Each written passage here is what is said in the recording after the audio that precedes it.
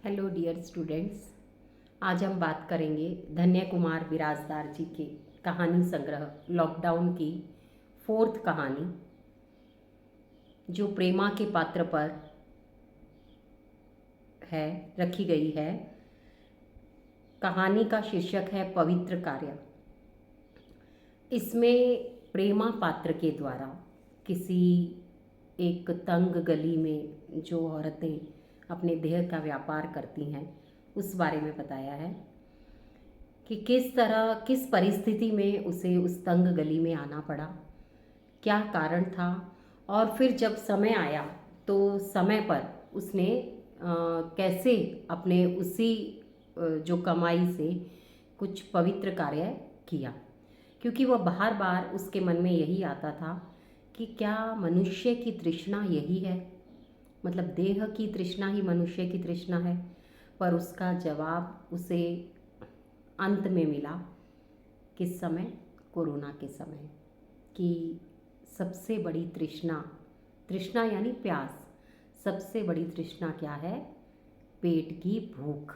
उससे बड़ी प्यास कुछ भी नहीं। सबसे पहले इसमें तंग गली के बारे में बताया है कि वहाँ कभी कभी जो कई युवक अधेड़ प्यास बुझाने के लिए उसके पास आ जाते थे, वृद्ध भी आ जाते थे।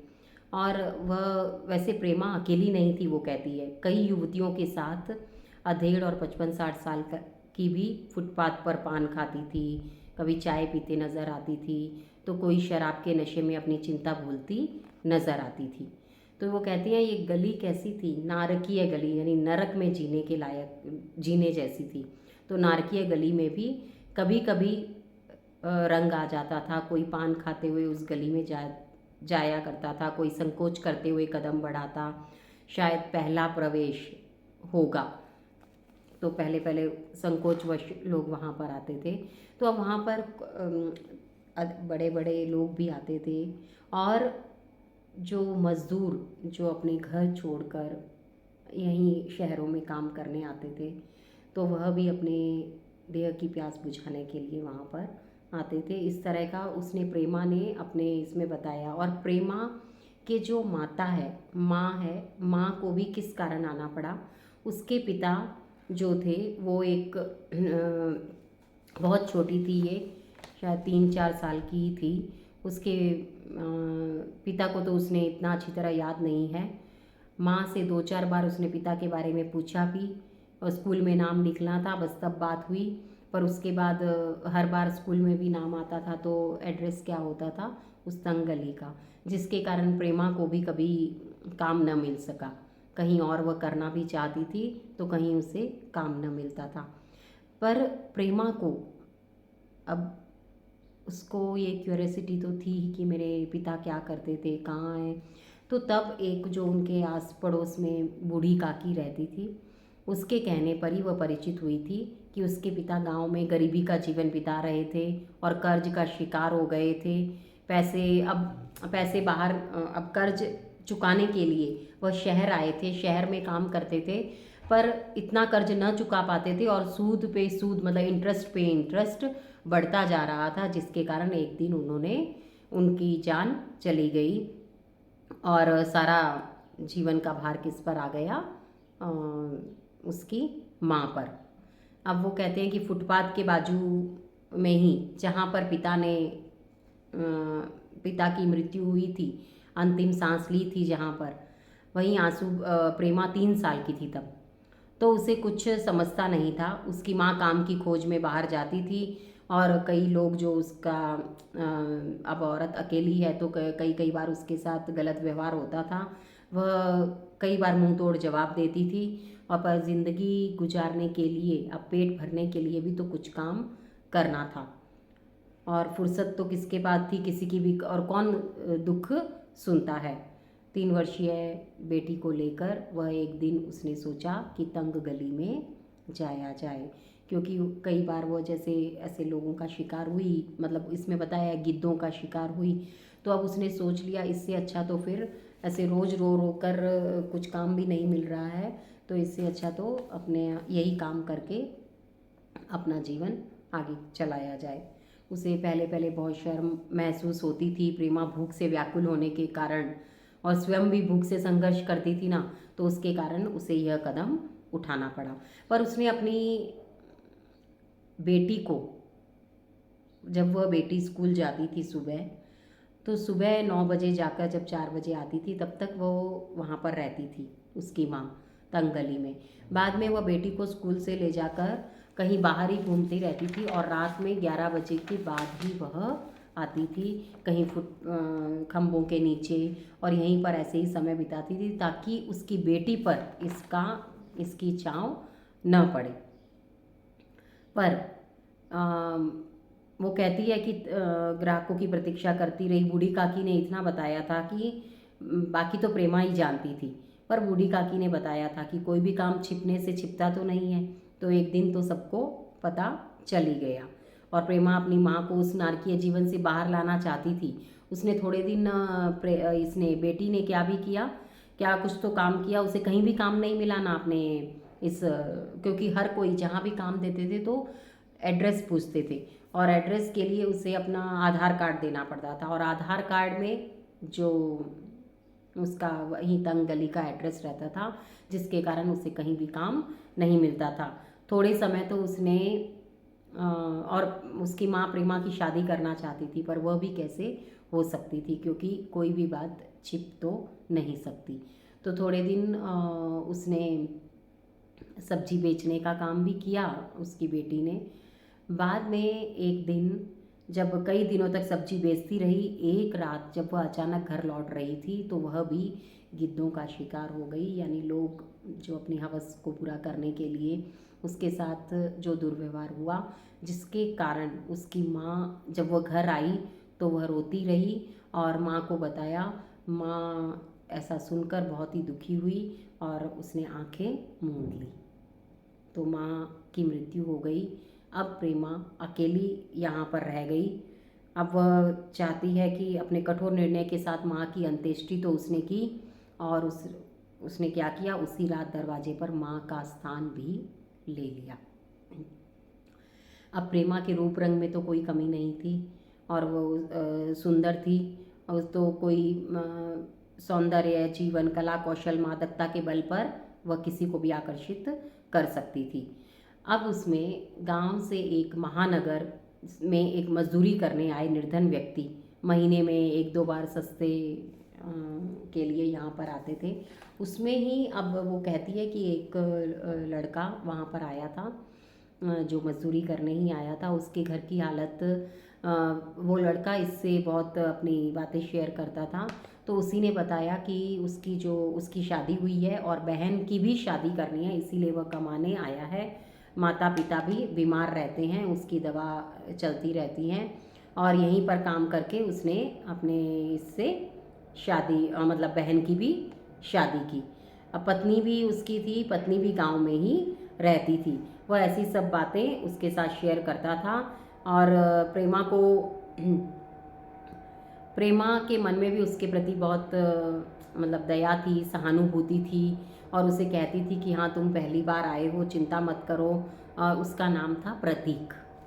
अब कई दिनों तक, अभी तक तो ये स्टोरी चल रही है, अब आएगा कोरोना, तो क्योंकि धन्य कुमार बिराजदार जी का मेन पॉइंट क्या है इसमें, कि कोरोना के समय क्या क्या तकलीफ़ें हुई और कैसे लोगों के मन भी परिवर्तित हुए। तो इसी में इस प्रेमा के जरिए ही उन्होंने यह बात साबित की है कि उसके प्रेमा का हृदय परिवर्तन कैसे हुआ और कैसे उसने दूसरों की सेवा की। किसके माध्यम से? प्रतीक। जो प्रतीक उसे अपना दर्द बताता रहता था और कई दिनों से अब आया नहीं था, और अचानक लॉकडाउन भी लग गया था। अब तो कोई इधर से उधर नहीं जा सकता। अब ऐसे समय में क्या था कि तंग गली भी पूरी सुनसान हो गई थी, वहाँ भी लोग नहीं आते थे। अब सब लोग तो दुखी थे कि ये गली हमारी सुनसान हो गई है, अब हम आगे क्या करेंगे, और ऐसे सब बातें करते रहते थे। और लोग अब क्या करने लगे थे कि अब कई लोगों ने तो कुछ बोल नहीं पाया, शायद मध्यम वर्गीय होगा, एक बार तो अपने कमरे से बाहर गए ग्राहक के पीछे 2 गुंडे छोड़कर एटीएम से रुपए भी निकलवा लिए थे इन्होंने, कुछ ऐसे ही तंग गली वाले लोगों ने। क्योंकि सुना है कि तंग गली वाली औरतों ने कई युवकों को, कई जो पैसा कमाने के लिए यहाँ आते थे उनको बहुत लूटा था। और कई एक औरत ने तो उसकी सोने की अंगूठी भी ऐसे ही नशे में उसके साथ ऐसा व्यवहार करके अंगूठी भी ले ली थी। तो प्रेमा ने उन्हें इन हरकतों पर रोका भी था, पर कौन मानने वाला था। उसके बाद वह चुप हो गई थी। प्रतीक के अचानक 3-4 महीने न आने से उसे कोई फ़र्क नहीं पड़ता था, क्योंकि वो सोचती है क्या कोई एक ग्राहक के भरोसे ही रह सकती है। महानगर में तो हज़ारों ग्राहक हैं। पर अब एक रात उसे प्रश्नों के उत्तर की भनक मिली। सुबह 10 बजे जैसे ही दरवाजे पर खड़े होने जा रही थी और जब पता चला ना उसे कि कोरोना महानगरी के कारण 21 दिनों के लिए लॉकडाउन हो रहा है। लॉकडाउन कहते ही सारी सामाजिक गतिविधियां रुक गई थी। रोटी इससे बीच में जो मैंने बताया वो अपने वहाँ के दृश्य को बता रही है प्रेमा की, कैसे वो मन उसका बदल रहा था तभी से ही, जब वो देख रही थी कितनी लूटती हैं ये औरतें उनको। तब उसका मन परिवार, और अचानक उसको उसका जवाब देने के लिए जब कोरोना आया तो उसमें कैसा परिवर्तन आया। 400-500 2 किलोमीटर दूर से वही सब बातें हैं अब इसमें, कि लोग अपने गांव भागने के लिए कैसे दूध के टैंकर में, रेल की पटरियों पर चलकर जा रहे थे। कहीं प्रशासन के हाथ आ जाते थे तो फिर उन्हें कहीं बंद कर दिया जाता था, क्योंकि प्रशासन को भी तो उनके हित के लिए ही तो वो उनकी सेवा कर रहे थे। इस तरह टीवी चैनल पर भी बहुत सारा दिखाया जा रहा था।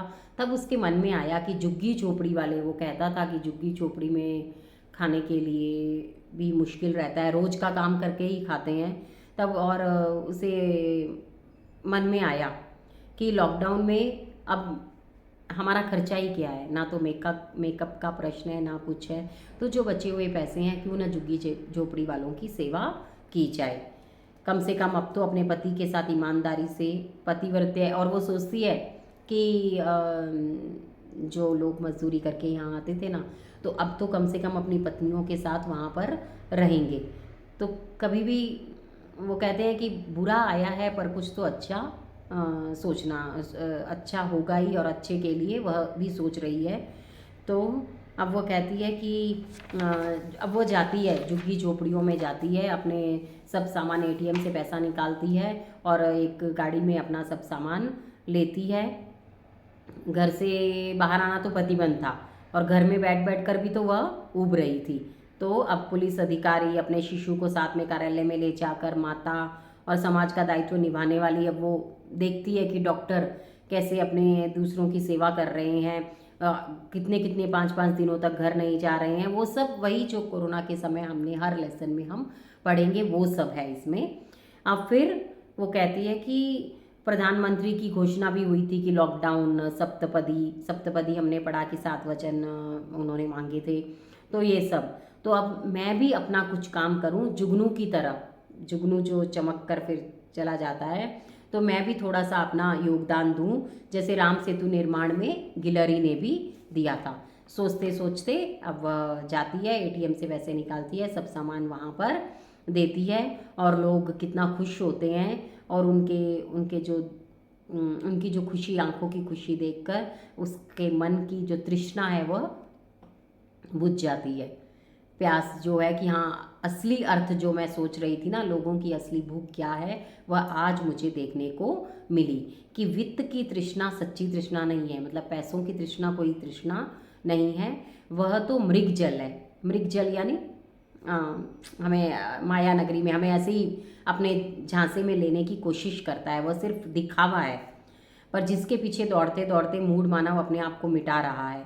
पर असली तृष्णा तो ये है जो अधनंगे बच्चे, मटमैले कपड़े पहने हुए पुरुष, चिथड़ों से लज्जा ढाकते हुए ये जो स्त्रियां हैं, वो सब मदद स्वीकार करने के लिए आई। औरतें आशा भरी निगाह से उसे देख रही थी और वह अपने अंतिम प्रश्न का उत्तर पा रही थी कि मनुष्य जीवन का अंतिम लक्ष्य क्या है। आज तक अपनी आंखों से बाहर देखने वाली प्रेमा को आज भीतर की आवाज़ सुनाई दी, पगली, जीवन का लक्ष्य जीवन नहीं, जीवन ही है, मृत्यु नहीं। जिनके जीवन को बचाने के लिए तू झोपड़पट्टी में आई है वही जीवन का असली लक्ष्य है। प्रेमा एक एक थैली उठाकर झोपड़ी में रहने वाले गरीबों को दे रही थी और अपने प्रश्नों के उत्तर पाकर पवित्रता का अनुभव कर रही थी।